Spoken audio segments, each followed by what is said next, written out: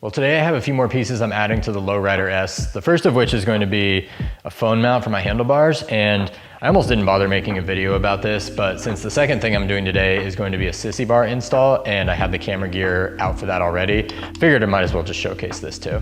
And to be perfectly honest, I almost wish I didn't really have to do a handlebar mount for the phone, which I guess technically speaking I don't, but it is kind of more practical to have than not.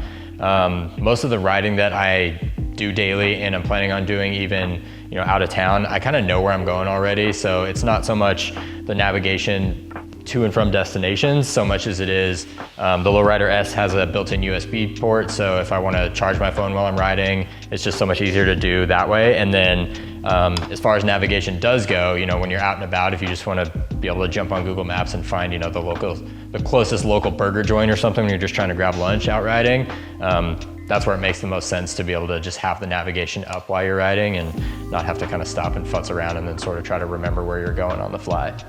And I say all that now, but to be honest, I wouldn't be surprised if I end up enjoying having it more than I'm predicting. And this should be a really easy install, so let's just go ahead and get started. So I think I'm gonna try mounting the phone mount on the left side of the bar, so the phone will be kind of right about here. At first glance, it does seem like there's a little bit more clearance on the left side of the bar with the clutch cable compared to the right side with the brake cable. I don't know how much real truth there is to that until I get the mount out and kind of size it up, but I think I am gonna go ahead and at least start trying on the left side, especially with the gloves that I have. I don't believe that I'm gonna be able to really be able to work the touchscreen of the phone. If I come to a stoplight, got the clutch pulled in, it's not that big a deal to reach over and just click the phone, either wake the screen up or lock it. I don't imagine being able to do much more than that because like I said, I don't think with my gloves I'll be able to work the touchscreen, but the only way to figure this out is just kind of set it up and give it a try. So Quadlock cases were the ones that I just kind of saw the most people using, and hey, if it's good enough for Ricky Carmichael, it's good enough for me, right? So I'm gonna go ahead and just throw the new phone case onto my iPhone, and then we'll move on to actually getting the hardware installed onto the rest of the bike.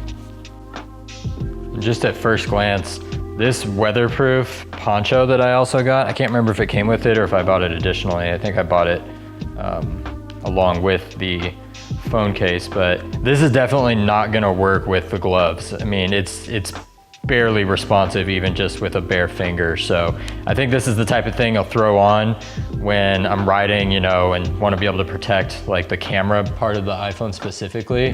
To me, this just re-emphasizes the point that using the phone while it's mounted is going to be pretty minimal. So now I'll just get into the mounting hardware.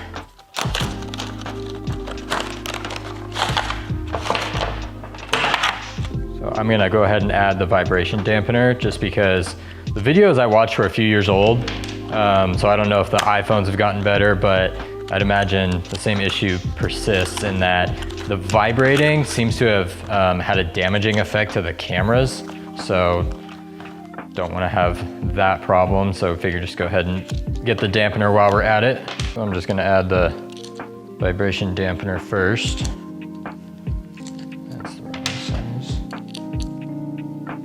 And now I'll re-add this piece, and it's got these grooves or teeth, almost like a sprocket. So you can feel that. It does get on there really nice and tight. And then just drop the screw in. I may have to play around with this to figure out where it's gonna best fit. So now this is mounted. We'll go ahead and get the actual handlebar mount onto the bike. And it comes with a couple of these spacers so you can play around with what is going to fit your handlebars the best. Figured the middle size was the one that was the most snug for the stock bars on the Lowrider S. So now we will go ahead and throw the phone on and see how it works.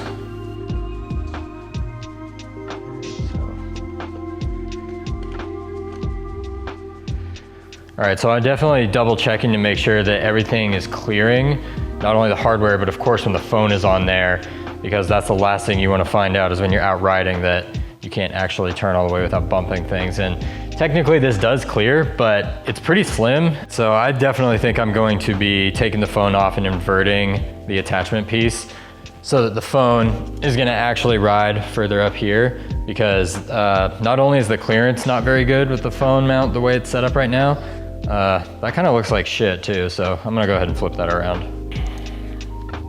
All right, that's a lot better. All right, now let's see how this phone mount looks.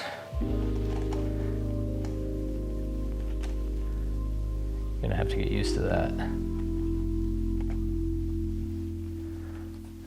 Much better, I'd say. Much better, I'd say.